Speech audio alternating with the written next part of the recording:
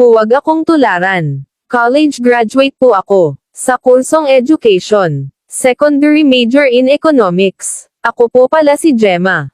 For short, just call me Gem na lang. Competitive po akong estudyante. Consistent. Matataas ang aking mga grades. May isang subject po ako na pinakaayaw. At lalo na ang dami-dami kasing pinapagawa, kinakapos na ako sa oras. At lalo na pang gastos, may edad na ang professor namin. Pero ang bango-bango pa rin niya. Di amoy lupa. At pantay malinis ang mga ngipin. Second year ako sa panahong ito. Nagpunta ako sa office niya para humingi ng pabor. Na sana i-extend pa ang deadline sa pinapagawa niya sa amin. Sabi niya may solusyon ako sa problema mo. Kung papayag ka, smile ka nga, Gem. Tingnan ko ang ngipin mo. Sumunod naman ako at natuwa siya. Sa nakita, tumayo siya sa pagkakaupo. At nilapitan ako. At hinayla ang isa pang upuan sa harap ng table niya. At hinawakan ang kamay ko. Gem, lahat ng problema mo sa subject ko mawawala. Basta pumayag ka lang na maging GF ko. Pati allowance mo. Kahit kunti weekly mag-aambag ako. Napatango na lang ako. Sa isang iglap ang dalawang kamay ko na hawak niya. Pinahawak sa harapan niya. Na-feel ko na may maliit na bumukol. Pero medyo natarante ako. Kaya dali-dali ko hinala ang mga kamay. Sabay tayo at lakad palabas ng opisina niya. Tinawagan niya ako sa cellphone, sabi, Gem, mag-antay ka sa labasan sa may kanto. Pai-pick upan kita. At bibigyan kita ng baon. Walang alinlangan. Nakipagkita ako. At sumampo sa sasakyan niya. Nagbiyahe kami ng about 45 minutes. Dinala niya ako sa medyo liblib na lugar. At sa looban pala may mga kubo. Kubo na talaga namang nakatago. Pati sasakyan tinatakpan 100%. Secure ika nga sa loob ng maliit na kubo. May kama, CR. At tubig, meron na rin tuwalya.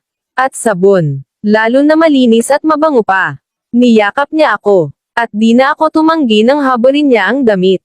At pantalon ko. Para daw mapreskuhan ako. Sabi ko naman, maghugas muna po ako, sir. At doon naghuhugas ako, paglabas ko na rin sa toilet. Si sir, nakita ko maliit nga talaga ang kanya. Sa isip ko, baka magaling sa performance. Gem, galitin mo nga ito. Nang hinawakan ko, na feel ko may matigas sa loob. Yun pala, meron 3 siyang bulitas. Since mabango blue ko siya. At medyo tumigas naman. Walang alinlangan, inupuan ko. At gumiling ako. At shit, iba pala ang kilati na hatid ng bulitas na yun, sobrang sarap. Sa kasamaang papalad, mabilis din siya nalabasan. Sabi ko, sir, paano naman ako? Pwede ba laruin mo naman yun akin? Habang tinitigan mo. Ayaw kong kinakain kasi naaasiwa ako sa ganon. Kaya hinimas-himas niya at sabay pinasok ang 2 daliri niya. Nang basa na ito. Habang tinitingnan ko din siya sa ginagawa niya, sobrang nalilibugan talaga ako. Oh my God. After 1 week na ulit na naman, pero sa sasakyan na lang pumunta kami. Sa tahimik na kakahuyan sa tabing daan. Na wala naman gaano dumadaan. At doon nakapark. Sa biyahe palang pinatanggal na niya ang panty ko. Na sinunod ko naman. Hinag ko ang upuan sa may harapan. Sabay nakabuka lang sa harap niya. Sabi ko ayusin niya ang pagmamaneho niya.